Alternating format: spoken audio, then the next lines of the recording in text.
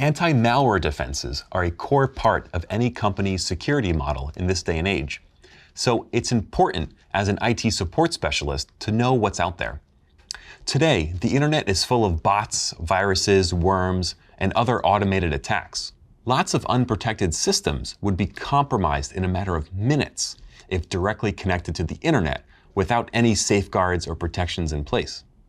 And they need to have critical system updates.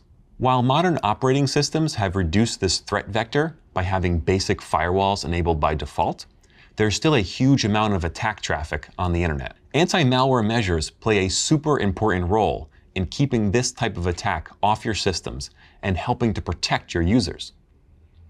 Antivirus software has been around for a really long time, but some security experts question the value it can provide to a company, especially since more sophisticated malware and attacks have been spun up in recent years. Antivirus software is signature-based. This means that it has a database of signatures that identify known malware, like the unique file hash of a malicious binary, or the file associated with an infection. Or it could be the network traffic characteristics that malware uses to communicate with a command and control server. Antivirus software will monitor and analyze things like new files being created or being modified on the system in order to watch for any behavior that matches a known malware signature. If it detects activity that matches a signature, depending on the signature type, it will attempt to block the malware from harming the system. But some signatures might only be able to detect the malware after the infection has occurred. In that case, it may attempt to quarantine the infected files. If that's not possible, it'll just log and alert the detection event. At a high level, this is how all antivirus products work. There are two issues with antivirus software, though. The first is that they depend on antivirus signatures distributed by the antivirus software vendor. The second is that they depend on the antivirus vendor discovering new malware and writing new signatures for newly discovered threats. Until the vendor is able to write new signatures and publish and disseminate them, your antivirus software can't protect you from these emerging threats. Boo. Antivirus, which is designed to protect systems, actually represents an additional attack surface that attackers can exploit.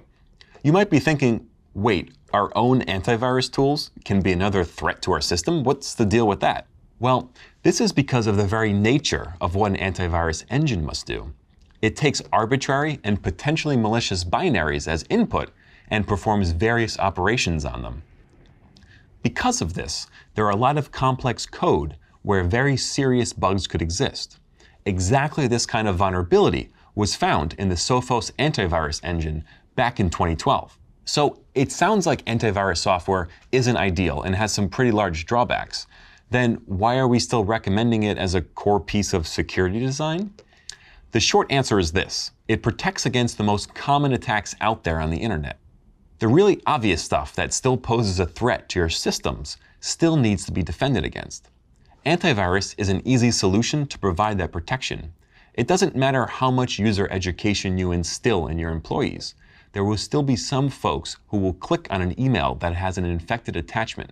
A good way to think about antivirus in today's very noisy external threat environment is like a filter for the attack noise on the internet today.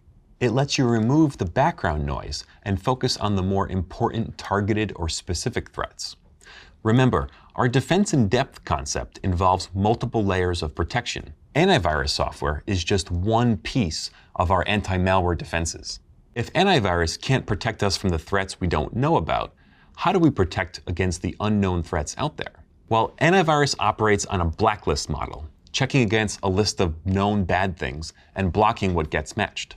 There's a class of anti-malware software that does the opposite. Binary whitelisting software operates off a whitelist. It's a list of known good and trusted software, and only things that are on the list are permitted to run. Everything else is blocked. You can think of this as applying the implicit deny-ACL rule to software execution. By default, everything is blocked. Only things explicitly allowed to execute are able to. I should call out that this typically only applies to executable binaries, not arbitrary files like PDF documents or text files. This would naturally defend against any unknown threats but at the cost of convenience. Think about how frequently you download and install new software on your machine. Now, imagine if you had to get approval before you could download and install any new software. That would be really annoying, don't you think? Now, imagine that every system update had to be whitelisted before it could be applied. Obviously, not trusting everything wouldn't be very sustainable.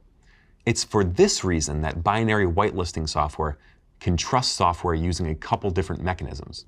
The first is using the unique cryptographic hash of binaries, which are used to identify unique binaries. This is used to whitelist individual executables. The other trust mechanism is a software signing certificate. Remember back when we discussed public key cryptography and signatures using public and private key pairs? Software signing, or code signing, is the same idea, but applied to software. A software vendor can cryptographically sign binaries they distribute using a private key. The signature can be verified at execution time by checking the signature using the public key embedded in the certificate and verifying the trust chain of the public key. If the hash matches and the public key is trusted, then the software can be verified that it came from someone with the software vendor's code signing private key. Binary whitelisting systems can be configured to trust specific vendors' code signing certificates. They permit all binaries signed with that certificate to run. This is helpful for automatically trusting content like system updates, along with software in common use that comes from reputable and trusted vendors. But can you guess the downside here? Each new code signing certificate that's trusted represents an increase in attack surface. An attacker could compromise the code signing certificate of a software vendor that your company trusts and use that to sign malware that targets your company.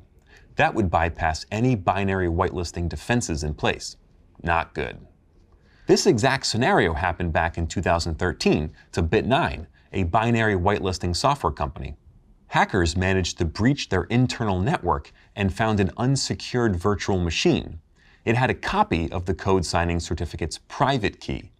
They stole that key and used it to sign malware that would have been trusted by all Bit9 software installations by default.